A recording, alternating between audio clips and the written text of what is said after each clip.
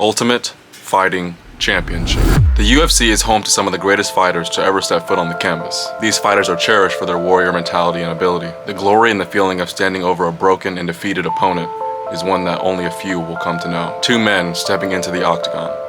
Only one man leaves, both with the desire to cause and inflict pain on one another. But at what cost does that glory truly come with? CTE, the brain disease that plagues all combat sports athletes. Football, boxing, MMA, hockey, all sports that we willingly participate in for the enjoyment and betterment of ourselves. Yet very few people walk away from these sports without getting concussed or leaving with some sort of brain injury. CTE is a progressive and fatal brain disease that is caused by repeated blows to the brain. Injuries like this can occur from concussions and any other, injury like that. Humans in general are fragile, yet we repair ourselves in many ways. Our body reconstructs itself and heals itself with the proper care, except for the brain. The brain is the one body part that we humans have that makes us just completely vulnerable. The thing is fighting is very similar to drinking or smoking or anything else that potentially causes a life risk or health risk to you.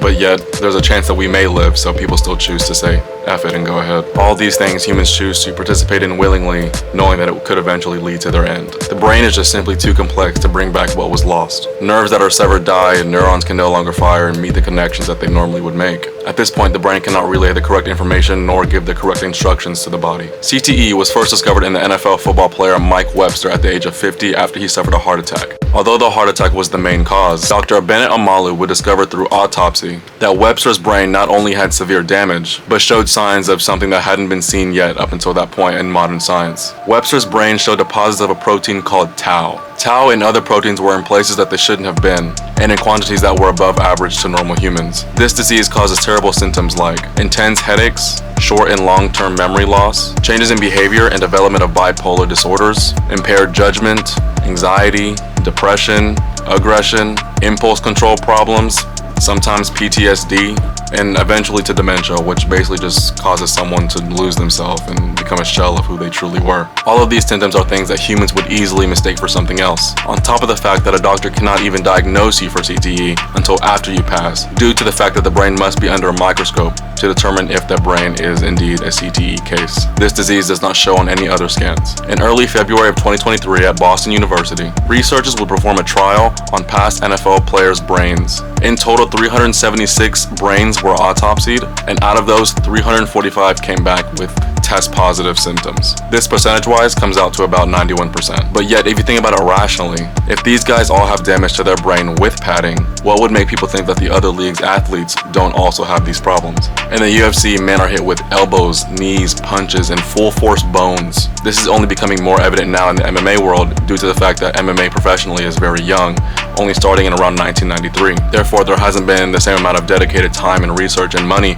put into those things, whereas the NFL and NBA have been around for at least a century. These leagues have built up huge medical research foundations for their specific sport. Players and athletes of all sports are starting to train and develop at extremely young ages. Because of this, people are taking generally more blows than they have ever before. Someone who stands out in the UFC specifically for having shown symptoms of the CTE is the fighter named Mark Hunt. Now, we all know Mark Hunt for being one of the meanest heavyweight knockout artists to ever step in the cage. Yet we have also seen him take a tremendous amount of damage, and more so than he probably should have. Fighters in the past were also not undergoing official USADA drug testing.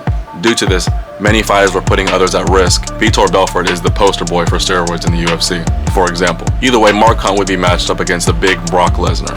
Mark Hunt would eventually lose a split decision loss, but weeks after, Brock Lesnar would test positive for PEDs, or performance-enhancing drugs. When you take a step back and look at the grand scheme of things, both men are trying to provide for their families, both men are trying to be successful, yet one man puts the other's life significantly at risk by using steroids to give him immense strength, conditioning. It's just not right. Both men walk into the cage to fight, and if one man walks in more synthetically stronger than the other, it puts the other at an extreme health risk. Mark Hunt would be extremely unhappy with this and press the UFC in a lawsuit. A quote from Mark read, "My body is fucked, but my mind is still here. I've still got my senses about me, and I don't know what's right and wrong, which is the main thing. Sometimes I don't sleep well. You can hear me starting to stutter and slur my words. My memory is not that good anymore. I'll forget something that I did yesterday, but I can remember the stuff I did years and years ago. That's just the price I paid, the price of being a fighter.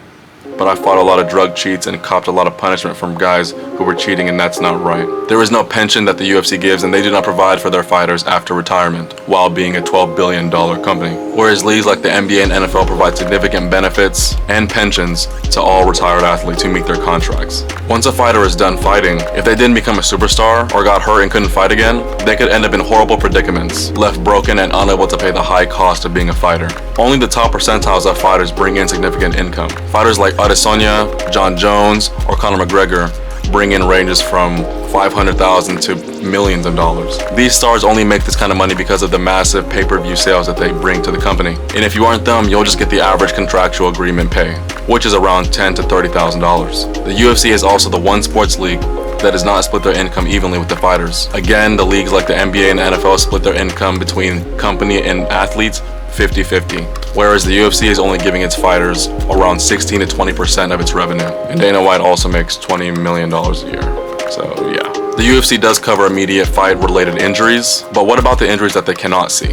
Those they do not tend to. Yet when you ask these fighters what they really think of these repercussions, most just seem to say that they can live with it, or are just naive to the fact that it could happen to them eventually. That warrior class mentality that makes them who they are could eventually lead them to their demise. Retiring too late is also extremely common in MMA. And the truth is that most fighters won't reach that true Conor McGregor superstar level and will eventually leave the sport broken. There also is no exact number of punches or kicks that one might take. It's different for everybody. I guess the real question is, how many are you willing to take to be the greatest, and how much are you willing to risk?